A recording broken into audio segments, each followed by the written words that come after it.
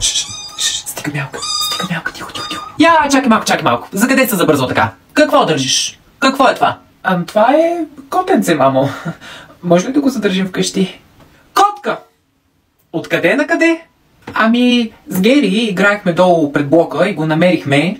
И аз го нося вкъщи да го гледаме, защото той е бебе и ще умре долу пред блока само.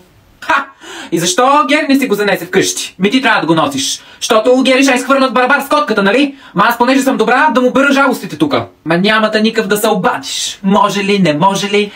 Мен, носиш го вкъщи. Писна ми. Ето тук.